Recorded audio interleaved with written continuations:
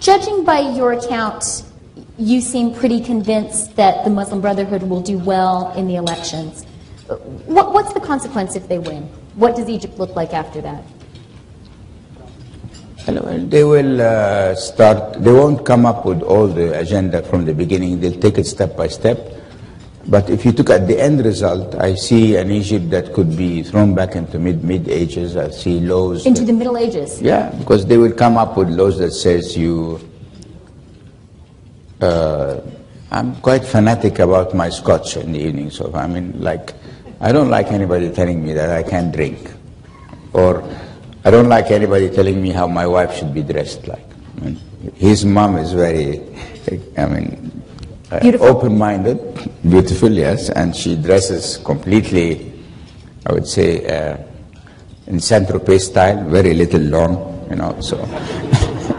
So I'm sure she's not going to appreciate very much people telling her how she should be dressed, you know.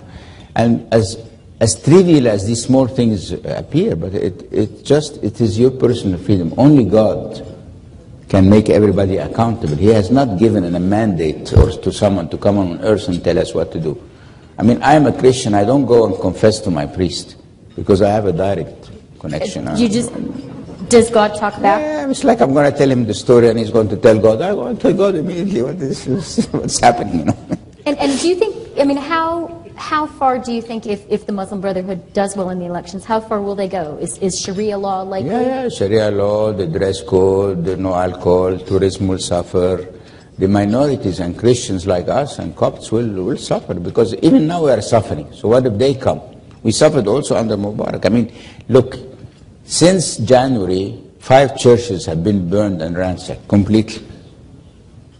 And not one has been made accountable for that. You see this, if you apply the rule of law and order, nobody would be upset. You won't have any demonstrations. This guy burns a church, he goes to trial, he gets a sentence, okay. And why is that not happening?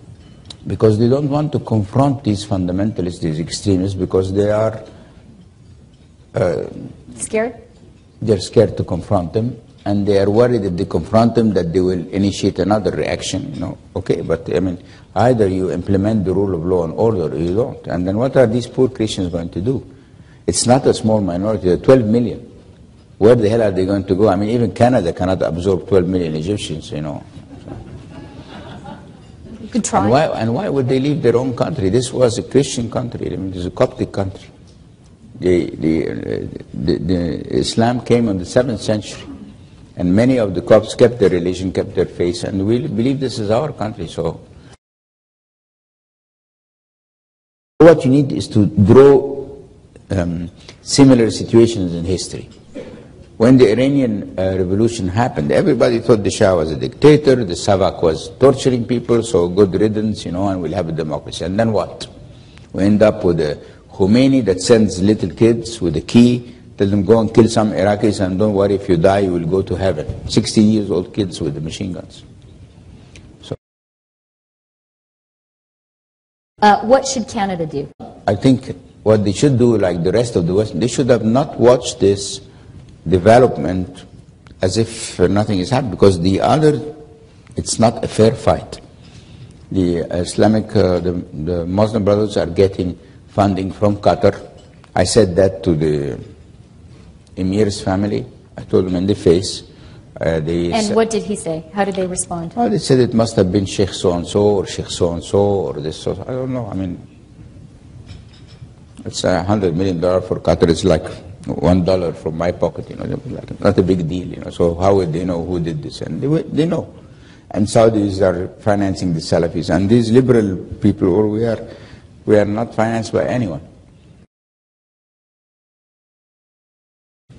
As a follow-up to this point that you've underscored on the need for Western involvement, a concern, a counter-argument against that that's often raised is, well, if you have Western involvement, that will provoke a counter-reaction, and there will be a sense of Western imperialism, Western interference. You think that's wrong?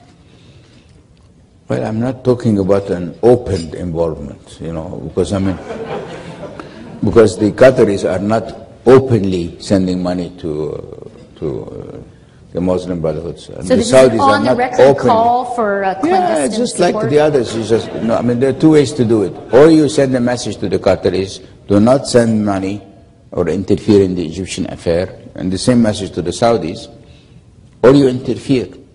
But you leave us victims to an unfair fight. This is just ridiculous. Is there any Erdogan in Egypt? Sorry? Is there any Erdogan or any Ataturk in Egypt that you see right now? Many, but they are scared. Many of them, because they become targets. It's like my joke when I send the Twitter, you know, they want to kill you, will kill you, will shoot you. I mean, so how can you argue against, who has this guts, you know? You think, you know, after, you know, I mean, you think I walk in Cairo with 6 bodyguards or with any armed, nothing. I don't walk with anybody, you know. Are you still suffering the ramifications of that tweet? Look, I'm a guy you can't scare. See, I can't, nobody can scare me, you know. I have my sins, okay? But I walk looking to God. I think He's next to me, on my side, so I fear no one. Whenever there's a problem with Him, let's go. You know, we'll go and face these evil people and we'll teach them a lesson. So I don't give any. You can't scare me in any way, because you know I haven't.